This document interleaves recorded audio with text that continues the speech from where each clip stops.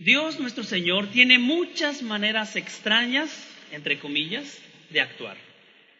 Generalmente no entendemos la forma en la que Dios está obrando. No siempre nos es muy claro, no siempre es fácil de entender o fácil de acatar su voluntad, pero lo que sí sabemos es que siempre será perfecta la manera de actuar de Dios, aunque a nosotros nos resulte un tanto extraña. Si damos un vistazo a la Biblia, nos daremos cuenta de que a Él le gusta usar el camino más largo, el camino más complicado para nosotros. Vemos que usa a un tartamudo para liberar a un pueblo de la esclavitud en Egipto. Vemos que usa a una estéril para decirle: de ti voy a formar una gran nación que va a ser mi pueblo. Vemos que utiliza a unos ancianitos para tener a un bebé que anuncie la llegada del Mesías. Si se fija, a Dios le gusta usar lo débil, lo insensato, a lo frágil, a los estériles, a los extranjeros. Le gusta, le complace a Él tomar el camino más largo, por así llamarlo. El Evangelio de Mateo nos muestra incluso que el camino que lleva a la vida eterna no es el camino ancho, no es la autopista que nos gustaría transitar, es el camino angosto. Dice el Evangelio: entren por la puerta estrecha, porque es ancha la puerta y espacioso el camino que conduce a la destrucción, y muchos son los que entran por ella. Pero estrecha es la puerta y angosto el camino que conduce a la vida, y son pocos los que la encuentran. Si miramos entonces de pasta a pasta en la Escritura, vemos que generalmente el Señor traza un camino que a nosotros nos parece muy sinuoso, nos parece con demasiadas curvas y hasta peligroso. ¿Por qué? Esa es la pregunta que quisiéramos tratar de resolver en esta hora. No sin antes hacerle esta primera. ¿A dónde te gustaría ir de misionero? Cabo San Lucas no se puede, ya estás en Cabo San Lucas. Si le preguntas a alguien que no sea originario de aquí y que no conozca Cabo San Lucas, que no conozca la hermosa tierra de Baja California Sur, seguramente tendrás más de 10 manos levantadas en una reunión de 10 personas. ¿A dónde te gustaría ir? A Cabo San Lucas. Ya estás en Cabo San Lucas. ¿A dónde te gustaría ser? ¿Dónde quisieras estar como un misionero? ¿Dónde quieres que Dios te envíe? Bueno, me gustaría responder de 3 maneras y obtener 3 lecciones de este pasaje. En primer lugar, ve a donde Dios te dice y no a donde te parezca mejor. Ve a donde Dios te dice, no a donde te parezca mejor. Si leemos los primeros versículos del capítulo 8 de Hechos, me gustaría que diéramos un vistazo a estos versículos. El Señor estaba extendiendo su iglesia, pero de una manera no tan convencional, de la forma difícil, a través de la persecución. Dice el versículo 4 y versículo 5, los que se habían dispersado, versículo 4, predicaban la palabra por donde quiera que iban. Felipe, que es el personaje del cual hemos leído más adelante, bajó a una ciudad de Samaria y les anunciaba al Mesías. Había predicación en Samaria, un pueblo o una provincia que no era muy apegada a las costumbres de los judíos. Había cierta rencilla, cierto odio entre los judíos y los samaritanos. Sin embargo, la persecución fue un método que Dios empleó para llevar la palabra, su evangelio, a esta provincia. Y Felipe, que era uno de los diáconos recientemente escogidos por la iglesia, llegó a esta ciudad donde nos dice el versículo 6 que había señales milagrosas. Al oír a Felipe y ver las señales milagrosas que realizaba, mucha gente se reunía y todos prestaban atención a su mensaje. Es decir, Samaria ahora está escuchando la palabra, pero está comprobando la autoridad y el poder de esa palabra a través de los milagros. Dice el versículo 7, ¿qué clase de milagros había? ¿Qué clase de señales? De muchos endemoniados, los espíritus malignos salían dando alaridos, y un gran número de paralíticos y cojos quedaban sanos. ¿Cuál fue el resultado del moverse en el evangelio en ese tiempo? Versículo 8 dice que aquella ciudad se llenó de alegría, se llenó de gozo. ¿Y qué no es acaso esta una de las peticiones, de los clamores de la iglesia del Señor? Ver que la ciudad donde Él nos ha traído, donde vivimos, conozca el gozo del Señor, conozca la alegría del Señor. Claro que sí, pero ¿cómo lo hace? A través de su iglesia, a través de cada uno de ustedes, de nosotros, como misioneros. De allí que el tema en esta mañana es un llamado a las misiones. ¿A dónde te va a llevar el Señor? El Señor ya te ha traído para que cumplamos con nuestra misión. Vemos en estos versículos del 4 al 8 la dinámica entre la predicación y las señales. ¿Qué era más importante? ¿El mensaje anunciado o la señal milagrosa? Por supuesto que era el mensaje del Evangelio. Por supuesto, hay un ministerio exitoso en Samaria. La palabra está siendo predicada, hay señales de poder que confirman esa palabra predicada, y el resultado es una ciudad que experimenta el gozo del Señor. ¿Quién se imaginaría en mover a Felipe a otra misión? ¿Se imagina usted a los líderes de la iglesia diciendo, bueno, vamos a mandar a Felipe a dónde? ¿Dónde, si nosotros fuéramos parte de una comisión para enviar un misionero como Felipe, con el éxito tan rotundo que está teniendo en Samaria, ¿a dónde enviar a Felipe? Bueno, tal vez pensaríamos en enviarlo a Roma, porque Roma es la ciudad importante. Estoy hablando en el contexto de ese tiempo, ¿verdad? Roma es la capital de nuestro imperio, ahí está lo mero bueno. Si alcanzamos a Roma, vamos a alcanzar a todo el imperio. ¿Cuántos estarían de acuerdo en que enviemos a Felipe a Roma? Y 30,000 manos levantadas diciendo, vamos a enviar a Felipe a Roma. Pero el Espíritu Santo les dice, a ver, esto no es así. Yo no quiero a Felipe en Roma por ahora. No sé si en algún momento Felipe llegó a Roma. Pero dice el Espíritu Santo, versículo 26, le dice a Felipe, un ángel del Señor le dice a Felipe, ponte en marcha hacia el sur, por el camino del desierto que baja de Jerusalén a Gaza. A ver, Señor, permíteme tantito, como que hay interferencia y no te escuchamos bien. Estamos pensando en enviar a nuestro mejor misionero. Fíjate el éxito que tiene en Samaria. Nadie había tenido tanto éxito en Samaria como lo está teniendo Felipe. Y nosotros estamos pensando que lo mejor es enviarlo a Roma.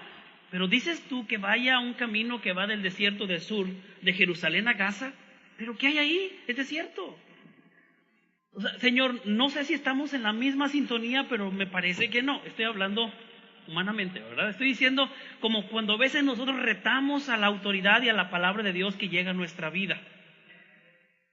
¿Quién pensaría en mandar a Felipe, al hombre que tiene la batuta en sus manos en ese momento? Y sobre todo, ¿a dónde vamos a enviarlo?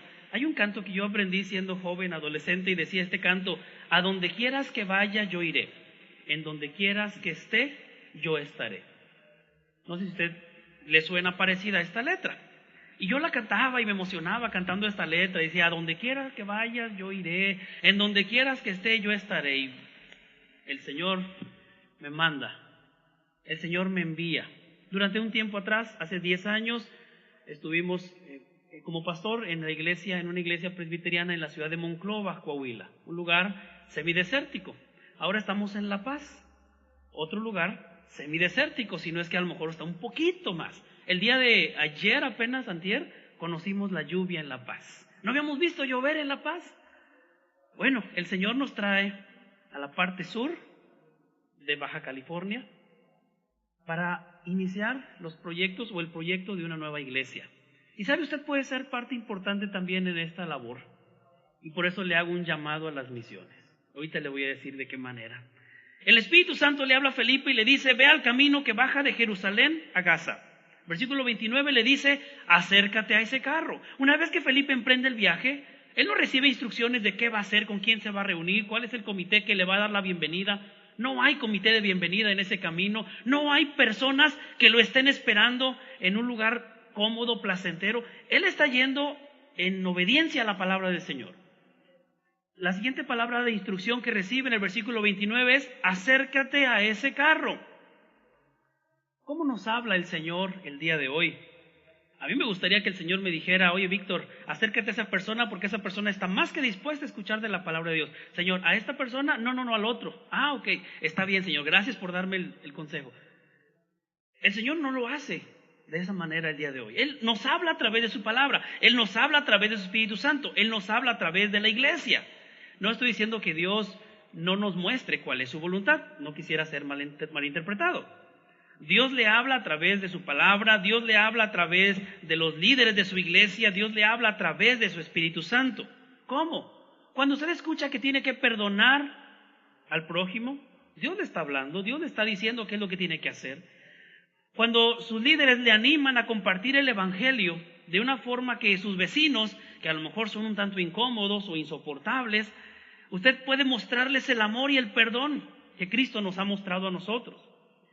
Usted escucha, usted lee la palabra, que usted brinde ayuda al que le ha lastimado. No le saque la vuelta, es Dios hablándole a su corazón. Dios le ha mandado a ser un misionero en circunstancias tal vez no muy cómodas. Miremos el ejemplo de Felipe. No necesariamente iba a ser un misionero exitoso en los parámetros humanos. Felipe se iba a encontrar con una persona. ¿Tenía un ministerio exitoso en Samaria? Sí lo tenía. ¿Pero por qué fue llevado a ese camino desierto? Para ministrar a una persona. En segundo lugar, además de ve a donde Dios te dice, no a donde te parezca mejor, en segundo lugar, aprovecha las oportunidades naturales que Dios te concede.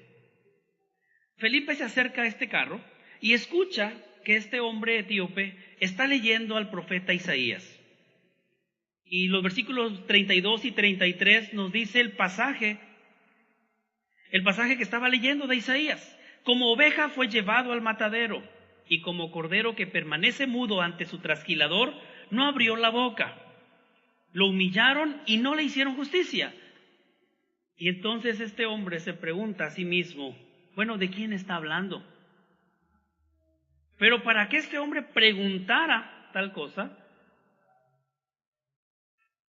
Felipe le ha preguntado, bueno, ¿y entiendes lo que lees? Y luego le dice, bueno, ¿cómo voy a entender si nadie me lo explica? ¿De quién estaba hablando, hermanos, este hombre? Está leyendo a Isaías, pero ¿de quién está hablando el profeta Isaías? ¿De sí mismo? No, está hablando de Jesús. Usted lo sabe, usted sabe más que ese etíope en ese momento.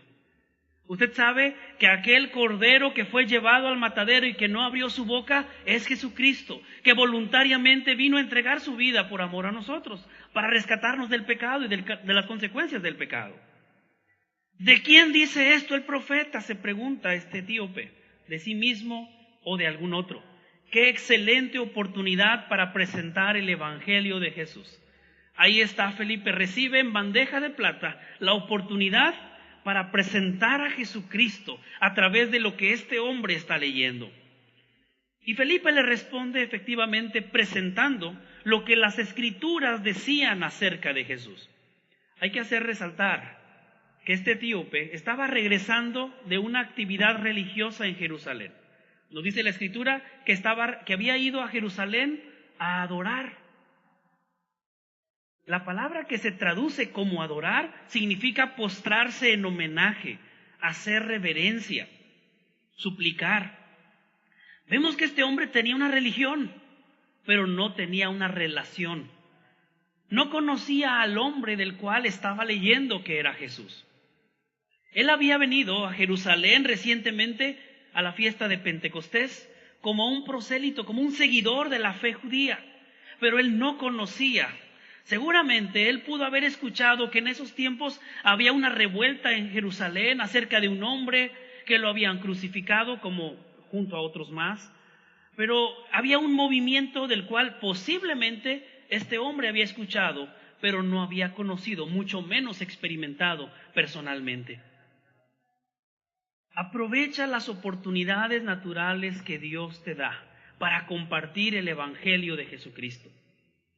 Seguramente tú tienes amigos, familia, que tienen inquietudes en su corazón, que tienen dudas, que tienen muchos temores, que tienen muchas preocupaciones, que tienen muchas ansiedades, que tienen muchas necesidades. Seguramente conoces amigos, tienes compañeros de trabajo, familia, que necesita escuchar la solución para sus problemas, como también para los nuestros, el cual es Jesucristo y su Evangelio. Una manera en la cual tú puedes ayudar extendiendo el reino de Dios en San Lucas, pero también en La Paz. ¿Sabe cuál es? Una es orando por las diferentes iglesias. El Señor nos llama a trabajar en unidad como iglesia.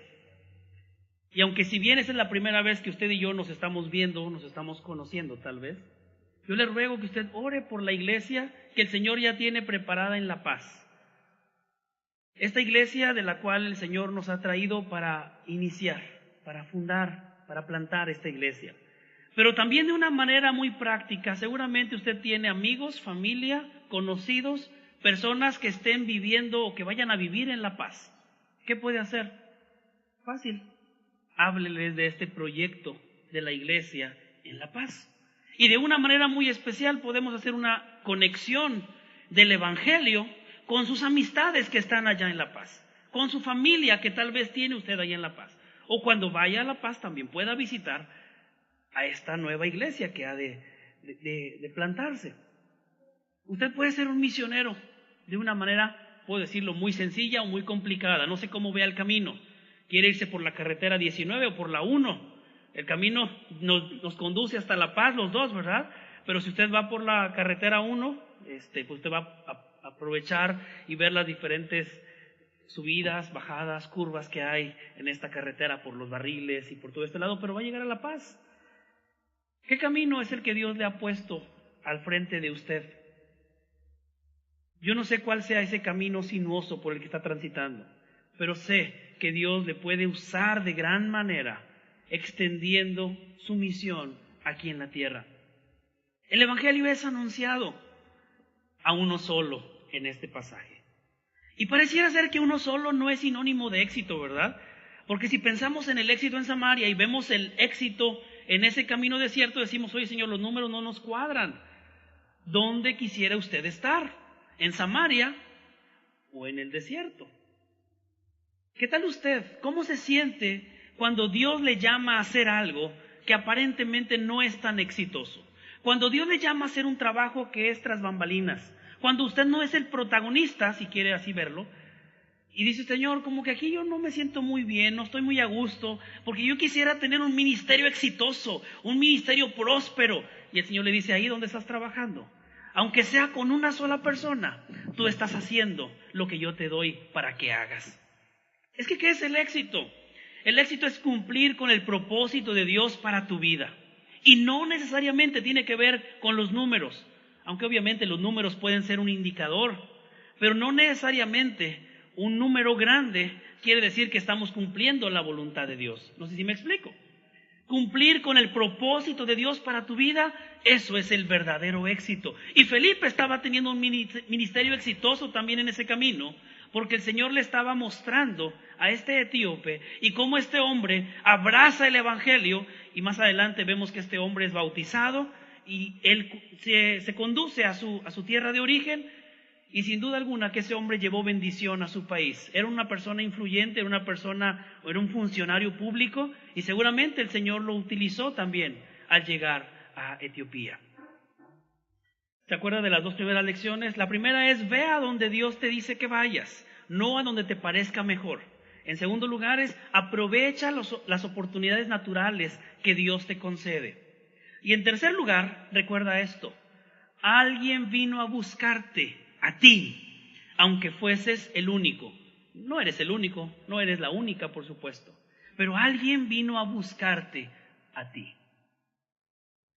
En Lucas capítulo 15 encontramos las parábolas de los extraviados, que seguramente usted ha escuchado en más de una ocasión.